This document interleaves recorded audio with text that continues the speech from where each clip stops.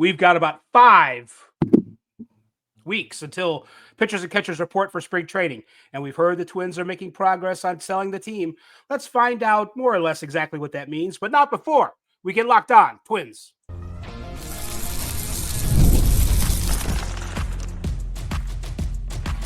You are Locked On Twins, your daily Minnesota Twins podcast. Part of the Locked On Podcast Network, your team every day. Hello again, everybody, and welcome back to Locked On Twins, your daily go-to destination for the top Minnesota Twins insight, discourse, and analysis, rumor mongering, whatever you got. Personally, it's my favorite of the Locked On Podcast Network shows, which, by the way, the Locked On Podcast Network brings you your team every day. I'm co-host Dave Brown, a professional ball writer since 1998, a BBWAA member since 2012, and a Baseball Hall of Fame voter for a second straight year. Please follow me on Twitter at @AnswerDaveBrown if you like, and you can also find me on Blue Sky at AnswerDave, although that's not an official act because Blue Sky does things differently, I guess. Yes, they do. So just look for Answer Dave on Blue Sky, and maybe I'll say something to you. You know who else is here? Brandon Warren, across from me in cyberspace. He's a Twins watcher for 30 years, who not long ago covered the team on a daily basis professionally. He asks that you elevate the discourse with him at Brandon_Warren on Twitter, and simply by finding Warren with an E on Blue Sky. So, Brandon, hey, might be a good chance to ask you, is there anything going on as far as sponsorship of this show that the people need to know about?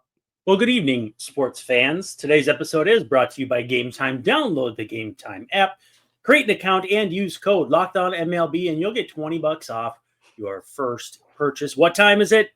Game time. So here's what's coming up on this episode. The Twins, as you probably know, being a Twins fan, probably, are for sale and have been approximately since toward the end of last year. What's the news on this?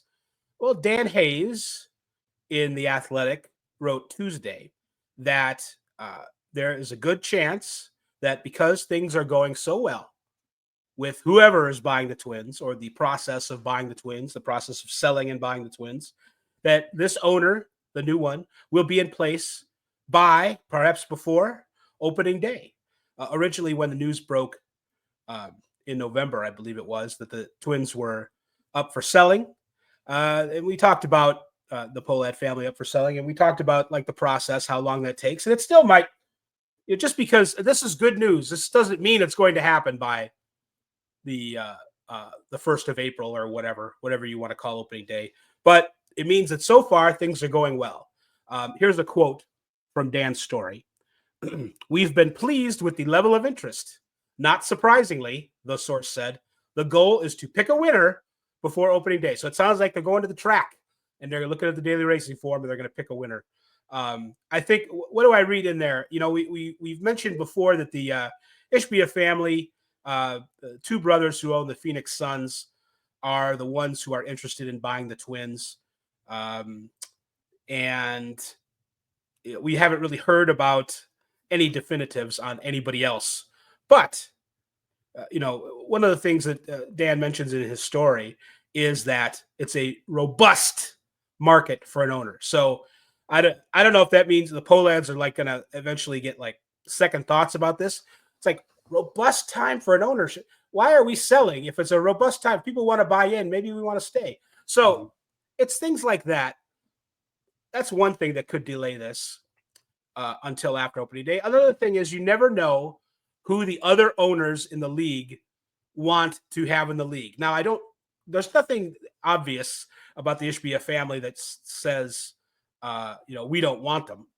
But there have been other people that have tried to buy baseball teams in the past, and other owners have tried to do a power play on that and say, no, I want my friend to do it or whatever. There's a famous history too of Reggie Jackson trying to get a consortium to buy the Athletics in Oakland, not long before. I think it was John Fisher, but maybe it was the owner before that, who was like friends with Bud Selig, the commissioner of the league. I think it was the guy before Fisher. And then he ended up selling to the next guy. So the stuff like that can happen. There can be two timing. There can be double agents. There can be whatever. But so far, the news, Brandon, seems pretty good. Well, and just while you were saying that, I was wondering too, like, should we be encouraged if they go to the highest bidder that they'll also be likely to be a bidder on players too? Like, is there some kind of logic behind that? Because, I mean, first of all, if you outbid the Ishbias based on what we know of their public information, knowledge, etc., is that it looks like we're going to have some company here. The Ishbias Rock. We've got a look at that. It's the little man. Hello. Yeah, anyway, if you're not watching on YouTube, you're missing out. Little man is on the screen. He ran in here and jumped on the show. So he wants to buy the Twins too, and I don't blame him. Say something to the people. Say, let's go Twins. Okay, great. Anyway, I heard it. Yeah. That was me that said that though. Oh. Yeah, I wonder if someone outbids the Ishbias, that will it mean that they're going to be maybe not a Steve Cohen type, but a more of a willing to put money into the team type. I don't know that that's a logical connection to make. I also wonder too, is this them saying, hey, let's get some more competition for these Ishbias? Although, to me, I don't know. I feel like the Twins, when it comes to player acquisition, don't leak really anything. We thought they were out on Josh Donaldson. They signed Josh Donaldson. They swooped in on Carlos Correa the first time. Second time, kind of the same deal, not quite as surprising. So I don't know if that's something that rolls uphill to the ownership group too. What I'm thinking is the fact that we know about the Ishbias and nobody else makes me think that this report is more, let's see who else we can get interested, especially because they're making it sound like it's a turnaround of 3 months. I mean, you used to need 3 months to buy a house, not a multi-billion-dollar baseball team, through underwriting and all that stuff and change of power. So with a team, that's certainly a different level of bookkeeping and whatnot. I think, though, that we should be encouraged that things appear to be trending in the right direction, but I would say beware of leaks. And I also wonder if it's a heavy hitter / big spender that buys them, will that translate to player acquisition? These are the questions I'm wondering / just kind of thinking about as the story continues to develop.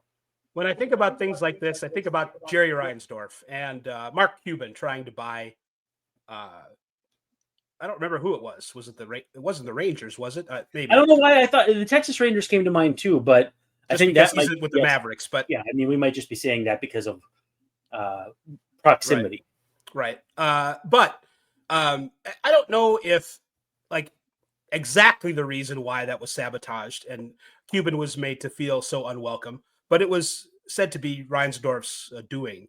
And I don't know if it's as simple as, well, this guy's going to come in and try and change things, or maybe more, to put the nail on the head, spend more money than I'm willing to keep up with. Upset the country club. That's the thing about this situation where it gives me a little pause. On the one hand, I think if the Ishbias are remain the owners, and there's nothing in Dan's story that turns that around. He mentions them again. He doesn't have any new information on them, but he referred to his old reporting, saying that this is the group that's interested in. And what happened when they bought the Suns was, they added a practice facility, I believe, for them and the women's team, and like a campus, a new team offices for the people that run the club, the bureaucracy of the Suns. And they went after Kevin Garnett, most famously of all, which is a big expenditure. So I think MLB owners are interested Kevin Durant. What did I say? Kevin Garnett. Oh boy, I've got crossed the wires there. I was like, wait, I don't remember that. Oh, Kevin Durant. Yes, Kevin Durant. Wrong, Kevin. Well, think about Kevin Garnett. Who do you recognize Kevin Garnett as playing for? Yeah, the Minnesota Timberwolves. The guys across the street. Yeah, I think this is when I lose my mind, it'll happen. This is how it's going to happen. It's going to be little things where I get Kevin Durant confused with Kevin Garnett. Scott Paddock. Yeah, I don't remember too many Kevins actually that I went to school with. So Kevin! Scott Paddock is that's a different part of my brain that's leaking. But Kevin Durant, not Kevin Garnett. Yeah, so those guys are interested in making big splashes, being team friendly, organizational friendly in terms of spending money, and fan friendly in terms of getting the team back in the news, going out and acquiring a big name. There's only that's okay to a certain extent if you're a major league owner, but there is no salary cap, and they tend to bristle at. Reinsdorf was a guy who was actually against Steve Cohen buying the Mets for this reason. Now he couldn't stop that. That one he stopped other ones, but so we'll see if people behind the scenes are like, hey, anybody. You mentioned the Twins saying, hey, it's a robust market. Well, maybe some owners in the league already, want to see if any one of their friends who they know better than the Ishbia family wants to buy a major league team. And if it's really robust, like they say, they maybe could be able to find some people that do. So that's the kind of thing that I would say that would worry me about dragging it out. Now, all that said, if the Twins could get new ownership locked in, we could then get a new idea of what their will to spend is. Right. And we could stop this nonsense in the offseason. As opposed to the Pohlads won't to spend. Yes, the Pohlads won't. Not no won't. Want or won't. Yeah, it's not a want, it's a won't. Make sure you add the apostrophe in there. Hey, let's take our first break. I want to ask you something on the other side of it, if that's okay. I know you're driving the ship tonight, but I have an interesting question for you. So let's take. I'd love to field it. Okay. All right. Well, we'll be back in a jiffy. Did Rocket Money help you find any subscriptions you forgot about or that you were paying for twice? That definitely happened to me, and I had a few subscriptions I didn't even realize I was still paying for. And Rocket Money made it so easy to track them all down. It's like having a personal assistant for your finances. Rocket Money is a personal finance app that helps find and cancel your unwanted subscriptions, monitors your spending, and helps lower your bills so you can grow your savings. And it brings everything together in one place, whether it's subscriptions, your spending habits, or even the goals you want to hit this year. Rocket Money has over 5 million users and has saved a total of $500 million in canceled subscriptions, saving members up to $740 a year when using all of the app's premium services and features. For me, one of the best features is a subscription tracker, which I have used to cancel services I wasn't using anymore, and it helped me save a ton. Plus, with their goals feature, I've been able to automatically set aside money for my future. No more stressing about budgeting every month. Cancel your unwanted subscriptions and reach your financial goals faster with Rocket Money. Go to rocketmoney.com/lockedon today. That's rocketmoney.com/lockedon. rocketmoney.com/lockedon. Now, Dave, before we get into some of the practicalities or continue or whatever direction you have us on, I want to think about this for a second. If they were to have a splash like the Kevin Garnett / Durant splash, I want to look at it two different ways. The true splash and then the actually possible splash. Now, again, maybe I'm getting ahead of myself, but we are so desperate for things to talk about this offseason that I don't care. That true splash for me, in the vein of Kevin Durant, would probably be Mike Trout. Is that dumb to say? No, I don't think so. I thought maybe you were going to say something else, like in-house, like an extension. But yeah, a player like that, it isn't. Trout isn't even. It's not even that much money. Right. It's not anything where. Yeah, it's like when people argue about the it's Byron Buxton's contract or whatever. It's like I saw today. The Royals have a big decision to make with Salvador Perez because he's making $13.5 million on a team option.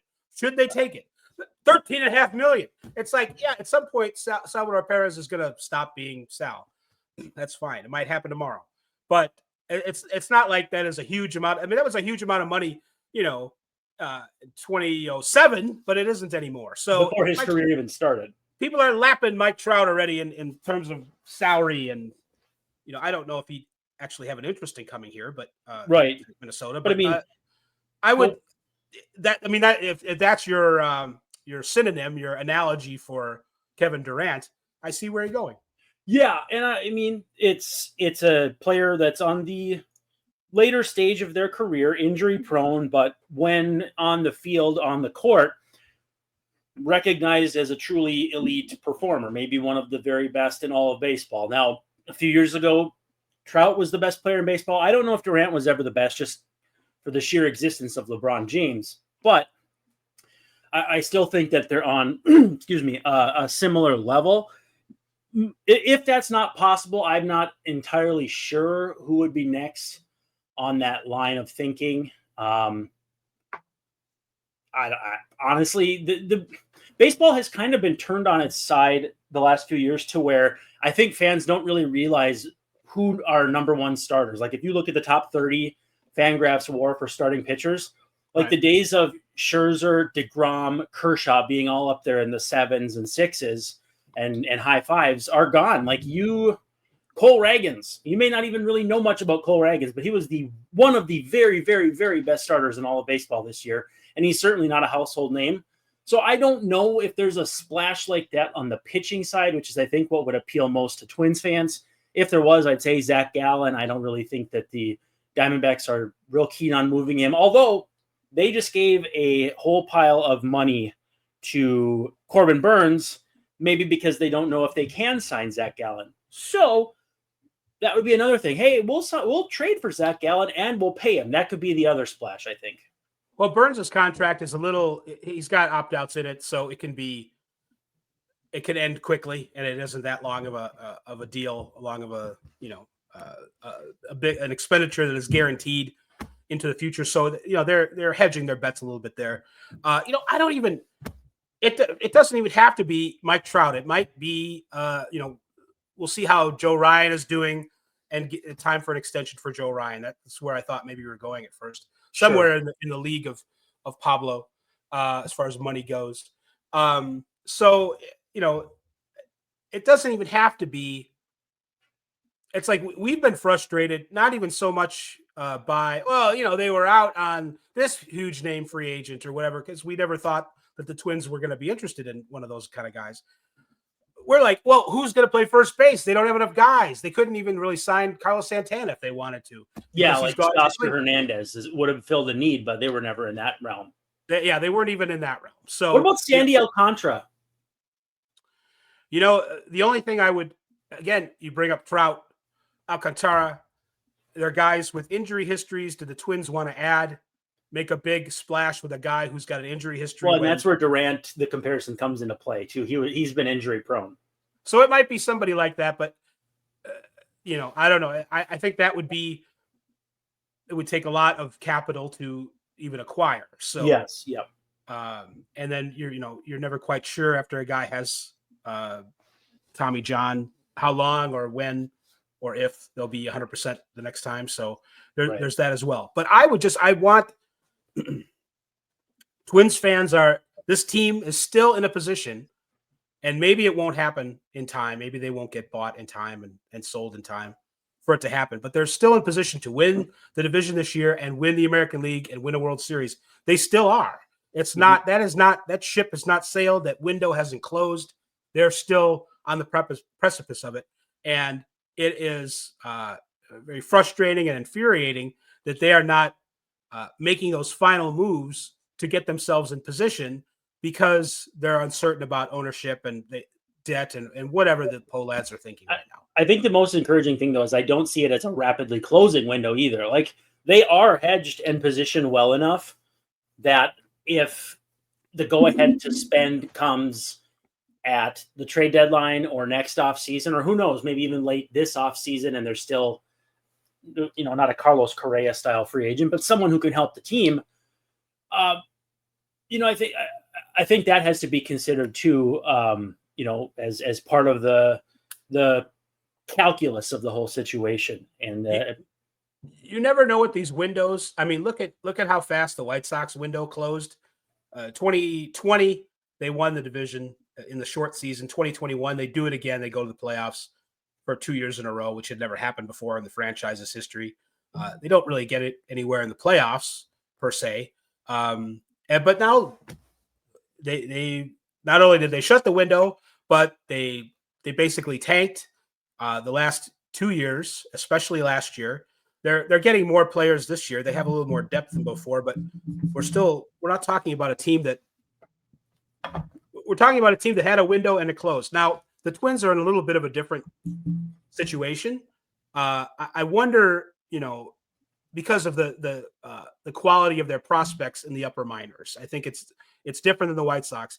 They might be entering a situation where 2025, 26, maybe they're not at their best in a position to win anymore because they haven't watered the houseplant, but they still have guys coming up from the minor leagues, and they've got Festa and Zebi in the rotation where you can say, well, maybe then after a little hiccup here, they can jump back into it with new ownership if these guys aren't here soon enough to make a difference in 2025. So it's not exactly the same thing. All I'm saying is I'm cautioning everybody on these windows. Sometimes they close. Yeah, and the worst thing you can do is waste front end of that window years of Byron Buxton and Carlos Correa at their ages. Royce Lewis at his age relative to his financial compensation. There's a lot of reasons why this should have been not necessarily push all your chips in, but definitely in it to win it off season.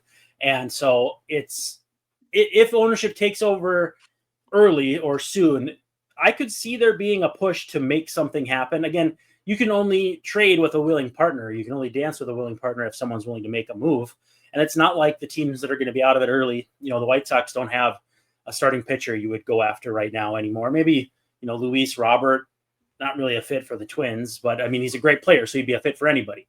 I don't know. I mean, I just think their window is a place where if they could make additions at any point this calendar year, they're still in a good place, even if this year is only so-so. And I think, I don't know if we can expect individuals to have a bounce back year after what happened, but I would hope so.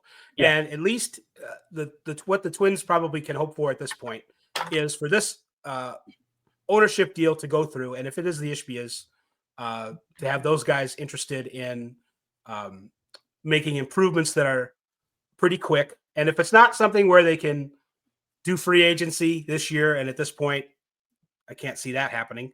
Right. But maybe they'll be interested in adding some contracts at the deadline for some lesser prospects. And later in the offseason, you can trade for contracts too. If you get to spring training and suddenly player A who's making, Jordan Montgomery's burning a hole through your pocket still, and you can get him for pennies on the millions of dollars, I could see that being a thing. You know what I mean? It's still, I still say it would be nice to have a little more flexibility where you could let Falvey bring in some guys with money or with deals now that might cost them a little bit more, because the price is it's going to go up, and the cost is going to go up when you get to the trade deadline. So like a Jurickson Profar, is that who you're thinking of? Or? Anybody? They can't. Ahmed Rosario got $2 million. Greg Masterson was in shambles. Well, that's $2 million too much. No, I mean, yes. Right-handed hitting outfielder. I mean, that's that's a guy that maybe they could use for sure. But Greg's always in a shambles, so we can't help that. But let's take our final break, and then we'll talk a little bit more ownership and what we gleaned from the Jeremy Zoll interview today on YouTube / whatever it was. I love going to live events, whether it's sports, music, theater, or comedy. And one of my favorite memories was attending a concert just this last year. The energy and excitement were unforgettable at US Bank Stadium when I saw Metallica. Mammoth open for them. It was incredible. Gametime has made it even easier to get tickets for your favorite events with their new feature, Gametime Picks. This feature filters out the fluff to show you only incredible deals on great seats, so you don't have to waste time searching through thousands of tickets. Recently, I was looking for tickets to an upcoming Timberwolves game using the Gametime app. With Gametime Picks, I found amazing deals and could even see the view from my seat before I bought. Plus, the super deal was particularly impressive, offering great seats at unbeatable prices. Plus, the app's all-in pricing shows the total cost up front with no surprise fees at checkout. Take the guesswork out of buying tickets with Gametime.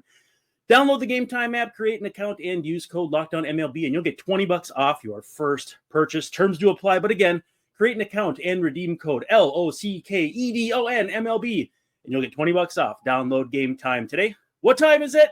Gametime.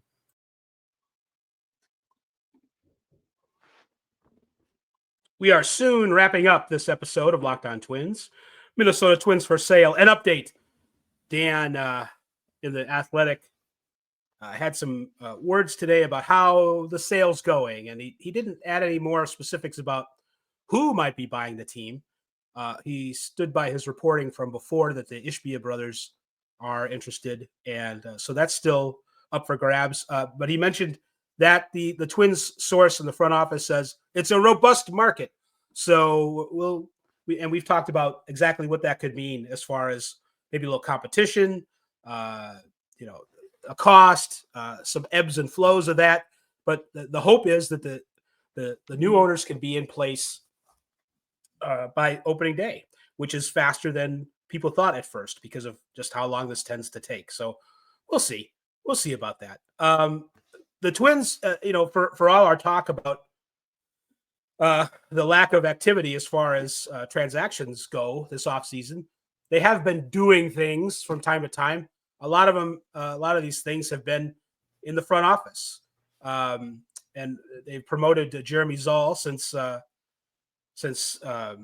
Thad Levine has moved on to greener pastures, and he's in really his first huge, big, I don't know if it was the first time he's met the fans, or I don't know how many press conferences he's had, but he had maybe a half-hour show on the internet, on YouTube, Facebook, whatever, a video with an interviewer talking about everything, basically what's going on this offseason except for ownership. It was made clear at the beginning of the show that we're not going to have any questions about ownership. I guess that's above Jeremy's pay grade. And of course, we don't want to upset that apple cart either. We don't want to talk. We don't want to get anybody. We don't want to talk out of school and blow the big deal.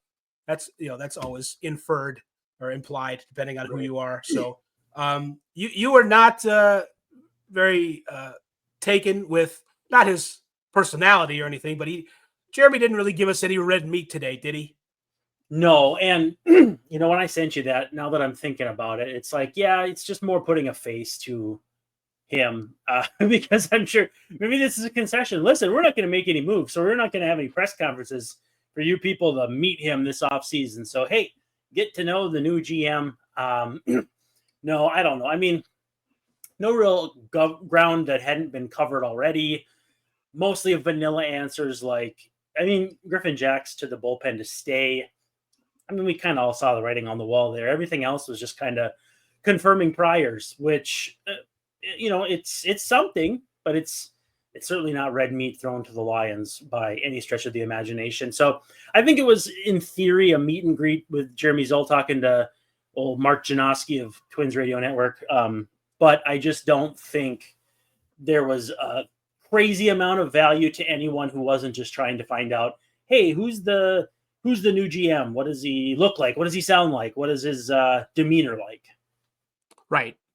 So you mentioned the Griffin Jacks. They're not of a mind right now to entertain any further him going to the rotation.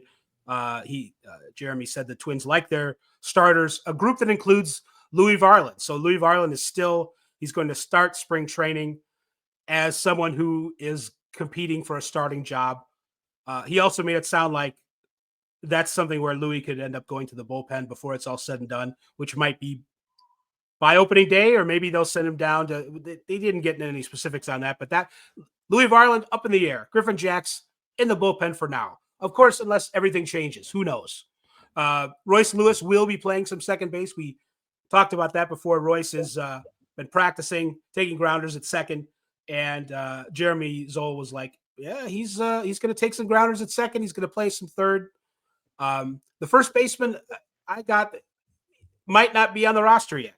The start there, whoever they have expected to start at first base. He did mention first off Jose Miranda, and then the second mention was Edouard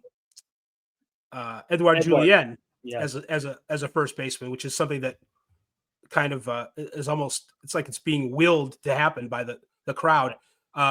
So there's that, but I also got the feeling from his words that maybe the first baseman of the Twins isn't on the roster just I yet. wonder if they're not waiting for like Anthony Rizzo's price to come down. Again, not that Rizzo, you've said he's maybe 5 different types of washed up, but for the right dollar figure, I don't know. And we saw Rosario sign for $2 million, and I saw Max Manis, I think he's with John Boy, suggest, well, if Rosario gets $2 million, how much is a guy like Jorge Polanco going to get? 5? I mean, at some point, if he's in the Twins budget and you think you can teach him to play a couple different positions or maybe first base, I don't know. Who knows? I mean, there's a lot of possibilities out there that just come down to if and when, probably when and if they'll be able to spend any money. Well, I think just talking about specific guys that you mentioned in that little blurb, I like Polanco a little bit more, considering I think he's going to be coming off injuries that are less serious than Rizzo, and he's younger, and he can play second, and he's been here before, and he knows the drill about what Minnesota is and being the Twins and so forth. And that's a guy that you can put at second. They start him at third in a playoff game.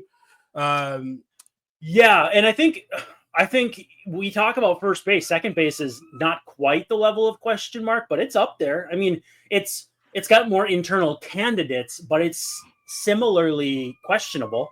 I think they're going into spring training wanting to have Brooks Lee be the second baseman, but they're going to do everything they can to not like make it look like, here, we're giving you the job. You have to go out and earn it.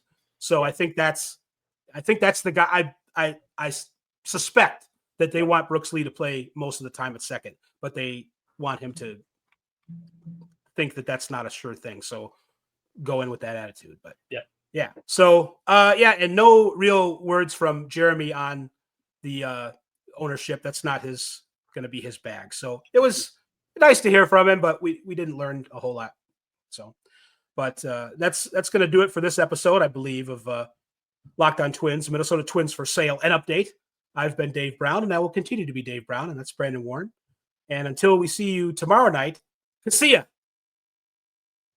Tomorrow night, Alexei.